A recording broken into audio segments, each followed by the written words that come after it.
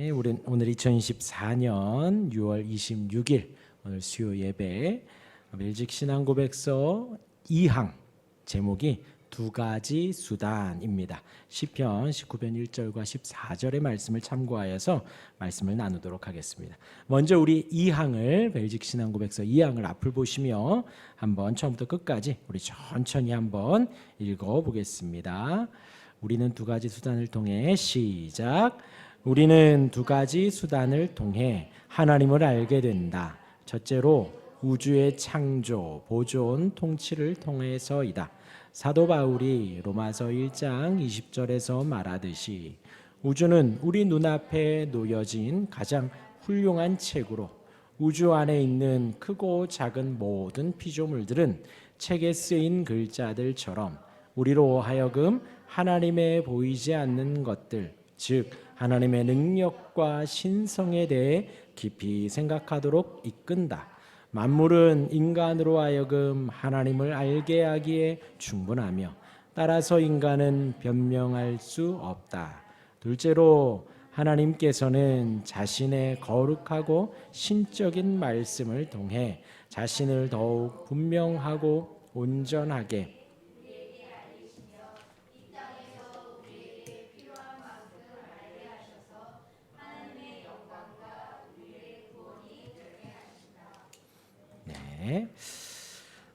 지난주까지 1항을 두 번에 걸쳐 말씀드렸습니다. 하나님은 오직 한 분 하나님이라고 하였습니다.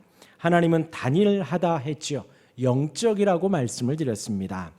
영적이라 함은 우리 눈에 보이지 않는 것을 말씀을 드리죠. 하나님은 결코 우리 눈에 보이지 않습니다. 하지만 하나님은 존재하십니다. 실제하십니다. 지금 저와 여러분들이 좌우를 살펴보시며 사람이 살아있듯이 하나님이 살아계십니다. 성령께서 우리와 함께 하시고 하나님이 살아계시는 분이십니다. 그래서 제가 이번에 이제 요 1항을 준비하면서 하나님이 영적이다, 존재하신다라는 말씀이 그 문구가 제 개인적으로 얼마나 설레었는지요. 하나님이 살아계십니다. 우리가 나누는 말씀이 하나님의 말씀이고 우리가 찬송하는 찬양이 살아계신 하나님을 찬송하는 것이고 지금 제가 이렇게 증거하는 이 말씀이 그 하나님에 대한 말씀 증거임이 얼마나 감사한지요. 우리 하나님은 살아계십니다. 존재하십니다. 우리와 함께 하십니다. 그리고 그 하나님은 영원하십니다. 과거에도 계셨고 지금도 계시고 장차 다시 오십니다. 영원한 하나님이시기에 제한적인 우리가 다 이해할 수 없습니다. 무궁무진하신 하나님이시기 때문에 유한하신 우리가 결코 다 이해할 수 없습니다. 우리 눈에 보이지 않습니다. 절대로 하나님 보이지 않습니다. 하나님은 또 변하지 않습니다. 우리는 변하지요. 우리의 마음이 변하고 우리의 다짐도 변하고 우리의 고백도 약속도 변합니다. 외모도 변합니다. 하지만 우리 하나님은 변하지 않습니다. 하나님은 무한하십니다. 전능하십니다. 못하시는 것이 없으세요. 근데 제가 아무리 보고 봐도 하나님의 가장 능하심 중 하나는 우리의 마음을 열어주시는 거예요.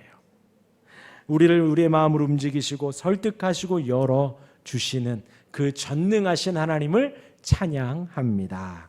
그리고 지혜로우시다 했습니다. 정의로우십니다. 선하십니다. 우리는 그 하나님을 마음으로 믿고 입으로 고백합니다. 여러분, 하나님의 지금 말씀드린 모든 특징들이 우리에게 믿어지는 거예요. 그래서 우리가 예배 때마다 고백하는 사도신경이 우리의 믿음의 고백이라 했습니다.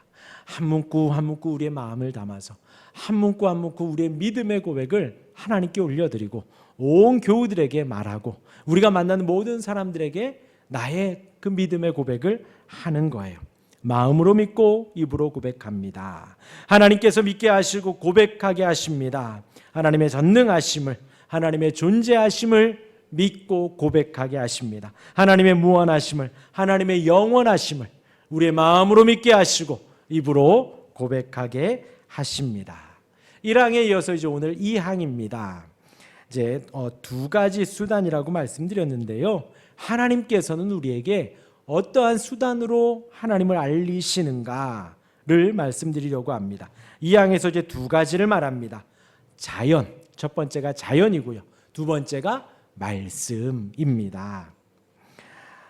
그리고 그 말씀에 대하여서는 이제 2항에 이어서 3항, 4항, 5항, 6항, 7항까지 그 성경에 대한 내용이 나오게 됩니다. 그만큼 이 성경이 중요하다는 것이지요. 차차 살펴보도록 하고요. 우리가 마음으로 믿고 고백하는 하나님, 그 하나님을 안다는 것은 정말로 놀라운 일입니다. 옆에 있는 분에게 한번 질문해 볼까요? 하나님을 아십니까? 예, 도를 아십니까? 아니고 우리 하나님을 아십니까? 그 고백은 나는 하나님을 압니다 라고 한다면 그것은 정말 놀라운 고백입니다. 왜일까요? 왜일까요? 사람은 하나님께서 알려주시는 만큼 하나님을 알 수 있기 때문이에요. 내가 하나님을 알고 있다면 하나님이 그만큼 나에게 알려주신 거예요. 내가 이만큼 알고 있다면 이만큼 알려주신 것이고, 요만큼 알고 있다면 요만큼 알려주신 것이고, 그것을 분량으로 어떤 수치로 우리가 서로 말할 수는 없지만 내가 알고 있는 하나님, 그리고 그 하나님의 사랑, 또 예수님, 또 함께 하시는 성령님, 그분에 대한 내 하나님에 대한 그 지식이 놀라운 것은 하나님이 그만큼 나에게 알려주신다라는 것입니다. 하나님이 알려주셔야 하나님을 알 수 있습니다. 그렇게 하나님께서 열어 보여주시는 것을 두 글자로 계시라고 합니다. 계시. 그래서 우리는 계시를 통해서만 하나님에 대해서 알 수 있습니다. 그래서 하나님의 자기 계시 두 가지, 오늘 내용들이, 이 항의 내용이 하나님의 자기 계시 두 가지를 말하는 거예요. 하나가 자연, 두 번째가 말씀. 다시 표현하면, 이것을 이제 다른 표현을 하면 일반 계시와 특별 계시다, 이렇게도 표현할 수 있습니다. 먼저 일반 계시, 자연에 대해서 잠시 좀 말씀을 드리면요, 우리는 자연을 통해서 하나님께서 우주를 창조하시고 보존하시고 통치하시는 것을 알 수 있습니다. 세상은 우리 눈앞에 있는 가장 훌륭하고 놀라운 책과 같다라고 했습니다. 그 안에 있는 크고 작은 많은 피조물들은 하나님에 대해서 말씀하고 있는 글자와 같다라는 거예요. 사도 바울이 말한 대로 이 세상 속에 하나님의 보이지 않는 속성들인 그분의 영원한 능력과 신성을 우리로 하여금 묵상하게 하는 거예요. 무엇으로 말미암아? 자연 온 세계로 말미암아, 우주로 말미암아 하나님의 속성을, 영원함을, 능력을 우리가 묵상한다는 것입니다. 이 모든 것을 통해서 하나님은 사람들에게 죄를 깨닫게 하기에 충분하고, 자연 만물로 말미암아 하나님의 속성이 드러나고 또 우리의 죄성이 드러난다는 거예요. 우리의 죄를 깨닫게 하기에 충분하고 그들로 변명할 수 없게 하신다는 것입니다. 여기에서 이제 혹 아멘 하는 분들도 계시고요, 혹 어떤 분들은 약간 갸우뚱하는 분들도 계세요. 계속 들어보시기를 바랍니다. 칼빈은 창조를 하나님이 자기를 바르게 보도록 우리를 도와주신 안경이라고 표현했습니다. 그러니까 자연 만물을 통해서 하나님을 볼 수 있다. 자연 만물이라는 안경을 통해서 하나님을 알 수 있다. 하나님을 볼 수 있다라는 것이죠. 창세기 1장에 보면 하나님의 창조 역사가 나오지요. 하나님께서, 질문. 하나님께서 사람을 며칠째에 창조하셨죠? 그래서 며칠째?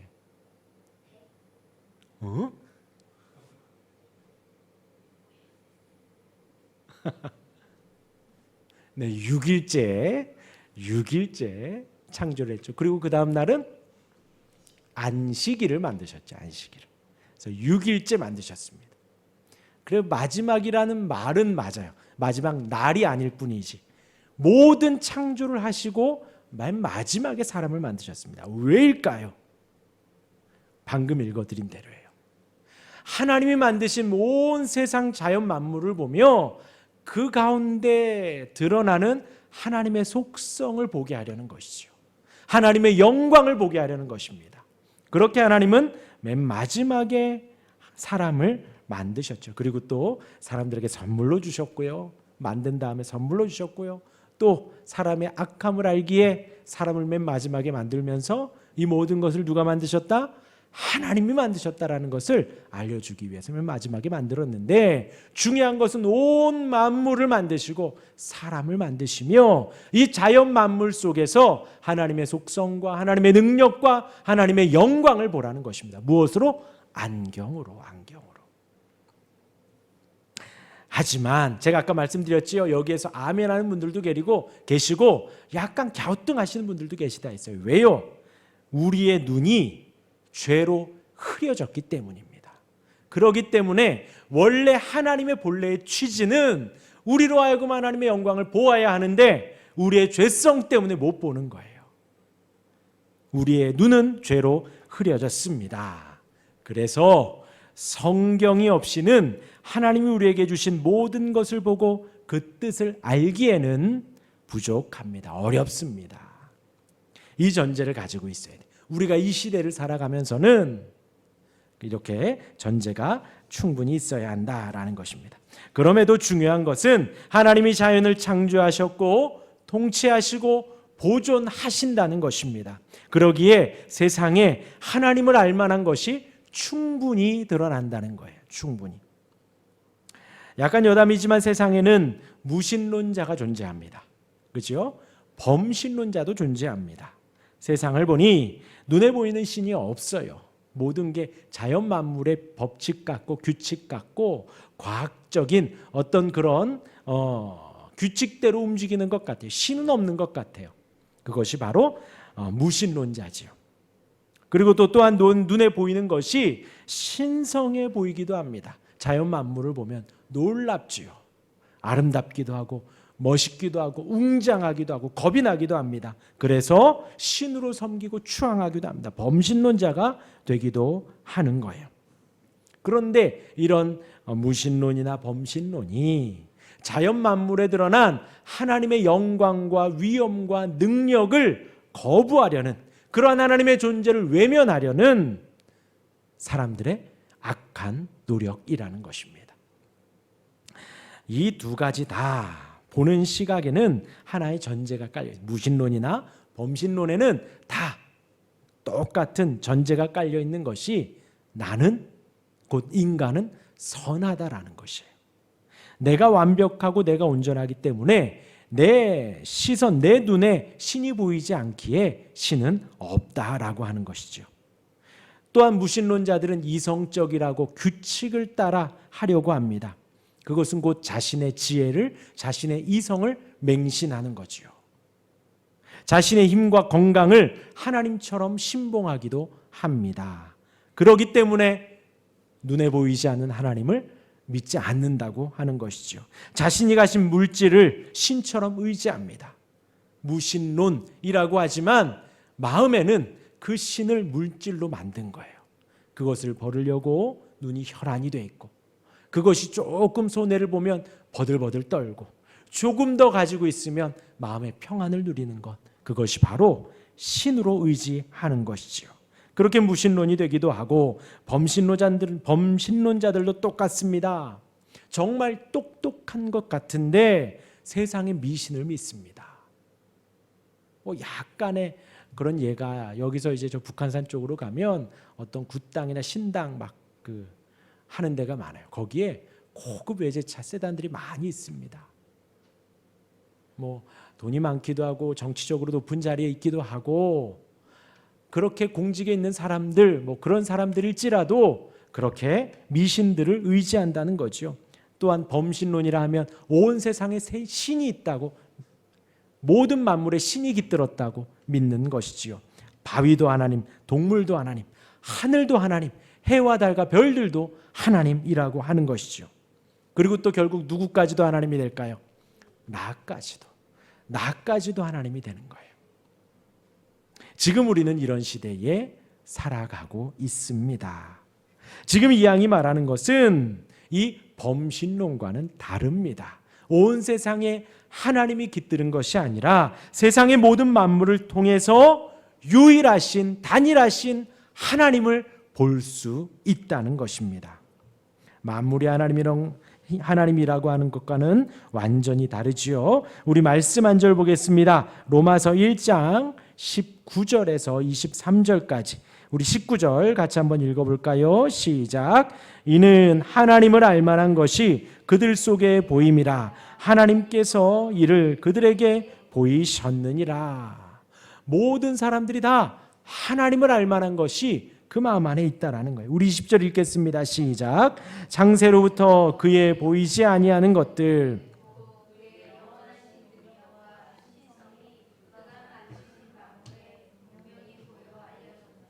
그러므로 핑계하지 못할지니라. 모든 사람들 말하는 거예요.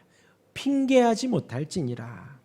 하나님을 알되 하나님을 어떻게 한다고요? 영화롭게도 아니하고 감사하지도 아니하고 오히려 그 생각이 허망하여지며 미련한 마음이 어두워졌나니.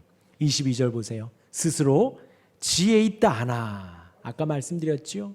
스스로 지혜롭다고 굳게 믿는 거예요. 그러나 어리석게 돼요. 썩어지지 아니하는 하나님의 영광을 썩어질 사람과 새와 짐승과 기어다니는 동물 모양의 우상으로 바꾸었느니라. 보세요. 하나님을 알아요. 그런데 그들의 마음에는 하나님을 영화롭게 안 하는 거예요. 하나님을 알아요. 그런데 그들의 마음에는 하나님께 감사하지도 않는다라는 것입니다. 잘 보시길 바랍니다. 사람은 자연을 통해 일반 계시 통해서 하나님을 모른다고 핑계할 수 없다는 거예요. 하나님께서 만드셨기에 하나님의 영광이 드러나고요. 하나님의 자비와 사랑이 드러납니다. 그러기에 세상 만물을 보면서 하나님을 보고 하나님을 모른다고 핑계할 수 없다는 것입니다. 약간 여담이지만 하나님은 우리 모든 인생을 통해서 어느 누구도 변명할 수 없다는 것입니다. 앞에 서서 지금 우리의 이 진리들 하나님의 잔일하심, 전능하심, 유일하심을 알 수 있다라는 거예요. 오직 예수님만이 구주라는 것을 누구나 다 알 수 있다는 것입니다. 근데 이제 우리 앞에서는 변명을 할 수 있지요. 사람 앞에서는 속일 수 있습니다. 우길 수 있습니다. 그런데 온 인류가 하나님 앞에 가서는 변명할 수가 없다라는 거예요. 하나님은 속일 수 없다는 것이지요. 하나님 앞에 모든 것이 드러나기 때문입니다. 그렇죠? 예를 들어서 아이가 운명을 달리해서 하늘나라로 갔을 때 교회를 다니고 안 다니고 여부를 떠나서 그의 인생을 봤을 때 그가 하나님을 모를 수 없다라는 거예요. 하나님을 알 수 있다라는 것이죠. 그래야 하나님이 공의의 하나님이 되십니다.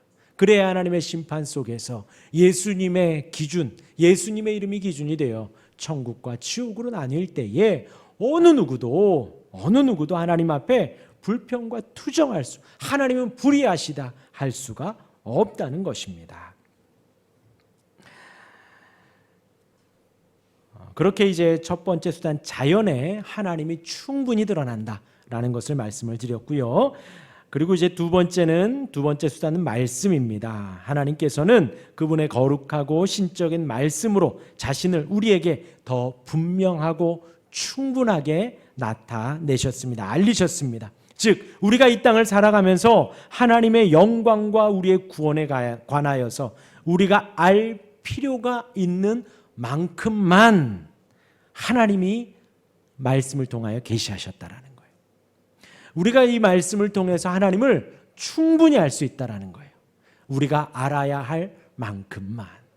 그러니까 그 이상을 가지고 괜히 막 고민하지 마시고 그 이상 성경에 나오지 않은 내용을 가지고 굳이 갑론을 막 하면서 막 이렇게 성을 내거나 궁금해할 필요가 없다라는 거예요. 성경에 충분히 하나님의 영광이 나타나고 우리의 구원에 대한 지식이 충분히 나온다라는 것입니다. 성경은 우리의 구원을 위해서 꼭 필요합니다. 이런 의미에서 성경은 구원의 책이요 믿음의 책입니다. 성경 말씀은 이 세상에서 우리가 하나님의 영광과 우리의 구원을 위해 하나님을 알고 섬기기에 충분합니다. 말씀의 충족성이에요.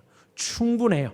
이 말씀만으로 충분합니다. 이것은 언제나 어느 때나 아무리 강조해도 지나치지 않습니다. 매우 중요하기 때문이에요. 하나님 말씀만이 진리입니다. 진리입니다. 시간이 변해도 변하지 않아요. 날짜가 변해도 변하지 않습니다. 장소가 변해도 변하지 않습니다. 무엇이요? 하나님의 말씀이요. 문화가 바뀌어도 언어가 바뀌어도 우리의 나이가 들어도 어려도 하나님의 말씀은 진리라는 것입니다. 그런데 이제 요즘 교회에서조차도 말씀을 무시하려고 하는 시대라는 거예요. 그렇기 때문에 이 말씀이 이 벨직 신앙고백서의 신앙고백이 꼭 필요하다라는 거예요. 왜 이 말씀을 드릴까요? 교회도 하나님의 말씀이 자신 없다라는 거예요. 제가 아는 한 대형교회는 주차장에 목숨을 걸어요. 주차장에 주차할 자리가 없으면 성도들이 나간다는 거예요. 또 교회에 뭐가 없어서 힘들다, 어렵다. 어느 교회는 마케팅에 목숨을 겁니다. 많은 재원을 거기에다가 투자를 해요. 뭐 마이크가 흡음이 좋아야 하고 뭐 스피커가 좋아야 하고 아닙니다. 한때는 의자를 극장 의자로 편안하게 해야지 된다. 그런데 잠깐 그 유행이 불다가 다시 이렇게 돌아왔다는 거예요. 왜요? 너무 편안하니까 다 자더라는 거죠. 극장 의자로 이렇게 푹신푹신하고. 여러분, 말씀이 중요합니다. 교회는요, 말씀만 온전하면 돼요. 말씀만 바르면 돼요. 그 외에 다른 것들은 중요하지 않습니다. 물론 있으면 편안하죠. 하지만 없어도 괜찮다. 교회 다니는 데는 그닥 영향이 없다라는 거예요. 교회는 하나님의 말씀이 바르게 선포되고 바르게 전파되어야 합니다. 오직 살아계신 하나님만을 전해야 하고 하나님의 영광과 자비와 하나님의 사랑만 충만히 증거되어야 하는 것입니다. 우리 교회는 말씀이 좋습니다. 네, 기도해 주시기를 바랍니다. 이제 성경을 하나님의 말씀으로 받아들인다는 것은 다음의 내용을 모두 함의합니다. 우리 4가지 한번 보도록 할게요. 앞을 보시면서 우리 첫 번째입니다. 일반 계시를 시작. 일반 계시를 특별 계시인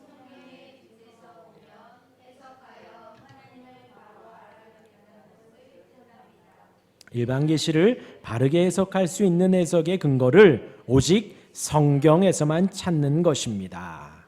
아시겠죠? 우리가 뷰라 그러죠. 뷰. 우리의 시선, 관점이 무엇이어야 하는가? 세상을 보는 관점이 무엇인가? 우리는 말씀으로 본다는 거예요. 말씀으로 세상을 보고 말씀으로 천지 만물을 보고 말씀으로 이 세상을 해석하고 판단하고 정의하고 따라간다는 것입니다. 온 세상의 모든 것을 하나님의 피조물로 봅니다. 그렇기 때문에 약간 여담이지만 사람과 사람은 사람 위에 사람 없고 사람 아래 사람 없습니다. 다 존중해 주는 거예요. 어린아이들도 존중하고 어르신들도 존중하고 힘이 있다고 해서 그 앞에서 뭐 그럴 필요도 없고 힘이 없다고 해서 우리가 무시할 수 없죠. 하나님의 피조물이기 때문에 누구나 우리는 존중하고 바라봐야 되는 거예요. 신기하고 놀랍고 기이하지만 하나님의 피조물이라는 거예요.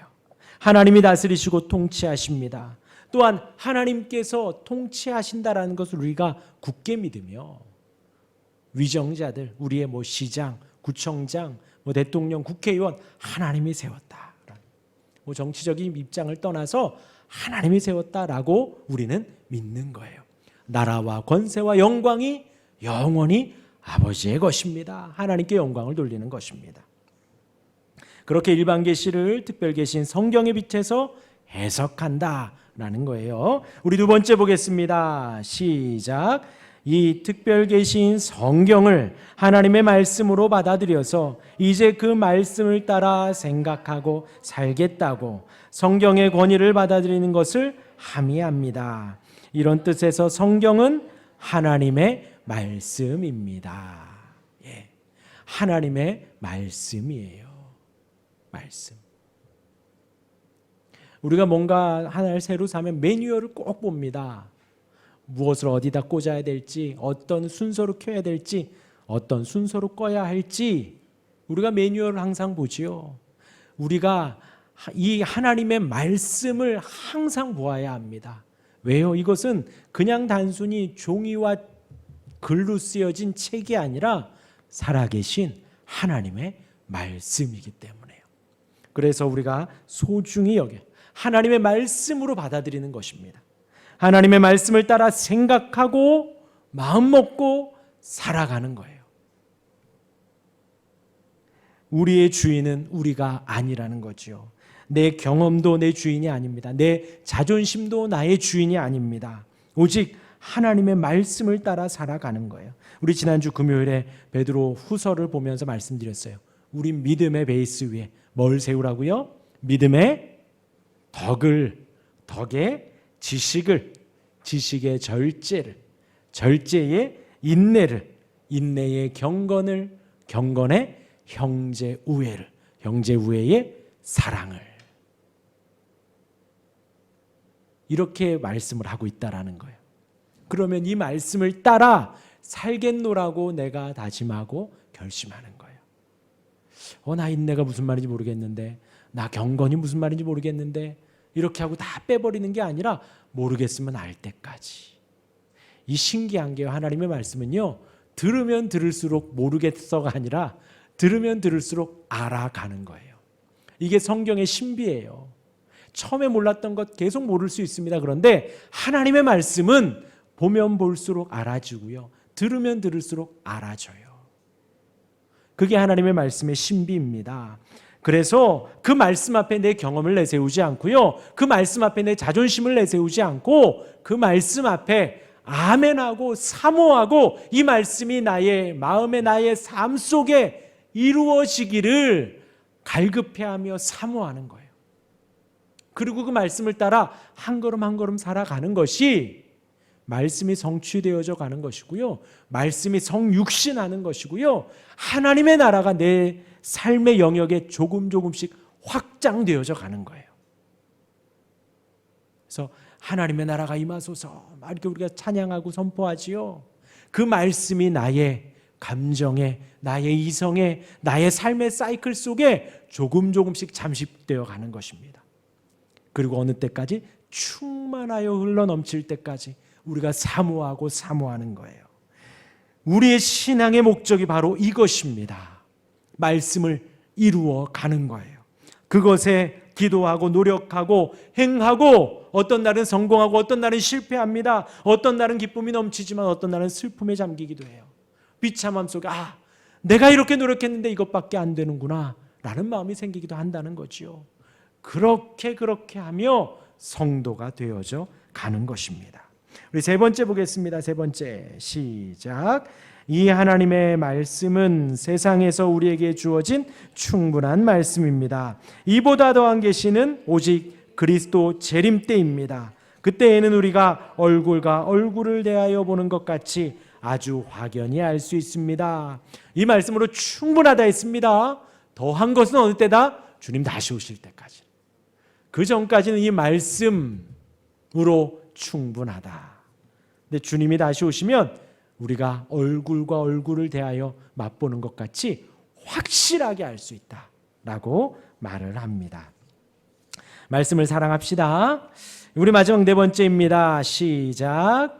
이것으로 부족해서 다른 어떤 것에 도움을 받아야 할 필요가 있습니다? 없습니다?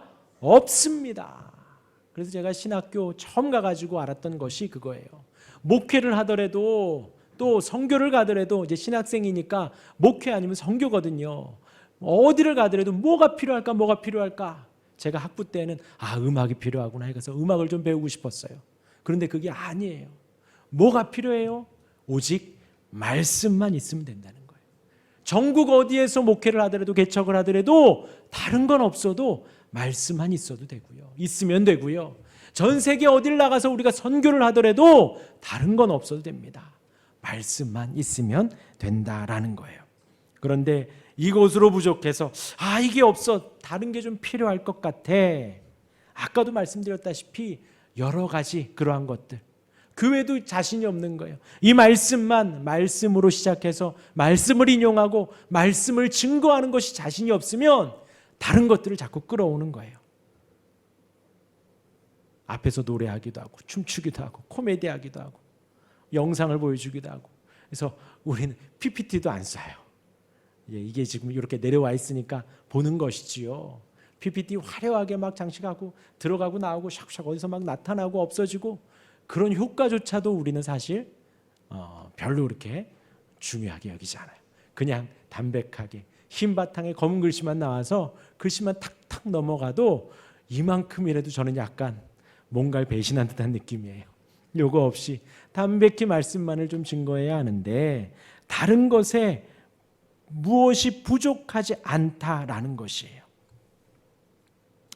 아시겠죠? 오직 하나님 말씀으로 충분합니다.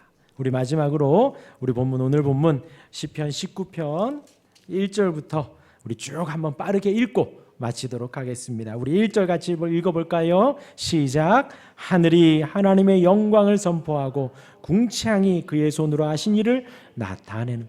보세요. 이것이 누구의 노래예요? 다윗의 노래예요. 다윗은 성경에 없었습니다. 그런데 하늘을 보고 하나님의 영광을 봤다라는 거예요. 궁창을 보고 주님의 손으로 하신 그 일을 바라봤다는 거예요. 그러니까 자연으로 하나님을 알 수 있다라는 거죠. 날은 날에게 말하고 밤은 밤에게 지식을 전하니 언어도 없고 말씀도 없으며 들리는 소리도 없으나. 우리 4절 읽겠습니다. 시작. 그의 소리가 온 땅에 통하고 그의 말씀이 세상 끝까지 이르도다. 하나님이 해를 위하여 하늘에 장막을 베푸셨도다. 그 하나님의 손길과 영광을 다윗이 높이고 찬양하고 있는 것입니다. 우리 7절 같이 볼까요? 7절 여호와의 율법은 시작. 여호와의 율법은 완전하여 영혼을 소성시키며 말씀의 증거는 확실하여 우둔한 자를 지혜롭게 하며. 아까 말씀드렸지요. 지혜롭게 한다는 거예요. 말씀을 계속 보라. 말씀을 계속 들으셔요. 다 이해가 됩니다. 지혜롭게 살아가게 한다는 거죠. 또 하나님의 말씀은 완전해요. 우리의 영혼이 살아납니다. 말씀만으로도 살아납니다. 여호와의 교훈은 정직하여 마음을 기쁘게 하고 여호와의 계명은 순결하여 눈을 밝게 하시도다. 여호와를 경외하는 도는 정결하여 영원까지 이르고 여호와의 법도 진실하여 다 의로우니. 말씀을 통하여 하나님의 진실함을 알고 하나님의 의로움과 정의를 아는 것입니다. 우리 10절 같이 읽어볼까요? 10절 시작.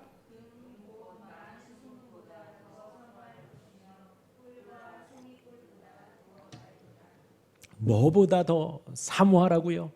지금 금값이 최고인데, 그렇죠? 금값이 그 순금보다도 더 사모하라는 거예요. 뭐를요? 이 하나님의 말씀을요. 송이꿀보다 더 달도다. 더 달도다. 어떤 분들은 그래요. 말씀을 막 읽다 보면 정말 입이 달콤해진대요. 뭐 이런 신비한 체험을 하셔라라는 것이 아니라 그만큼 더 사모한다는 거죠. 또 주의 종이 이것으로 경고를 받고 이것을 지킴으로 상이 크니이다. 그래서 말씀을 보면서 경고를 받아 혼나기도 해요. 너 그렇게 하면 안 돼. 그리고 그래 잘하고 있다. 격려도 받고 위로도 받는 거예요. 무엇으로요? 하나님의 말씀으로요. 우리 마지막 14절 읽겠습니다. 14절 시작. 나의 반석이시요 나의 구속자이신 여호와여, 내 입의 말과 마음의 묵상이 주님 앞에 연락되기를 원하나이다. 나의 반석이에요. 그 위에 서 있으면 튼튼해서 아무리 태풍이 오고 파도가 와도 넘어지지 않습니다. 나의 구속자이십니다. 나의 구원자이십니다. 내 입의 말과 마음의 묵상이 주님 앞에 연락되기를. 내가 읊조린 하나님의 말씀이, 내가 높이는 하나님의 이름이 주님 앞에 연락되기를 원한다며 19장이 마무리가 됩니다. 이 고백이 우리에게도 있기를 바랍니다. 두 가지 수단, 자연과 말씀을 통하여 하나님을 알아가시고 하나님을 높일 수 있는 우리가 되길 주님의 이름으로 축원합니다. 아멘.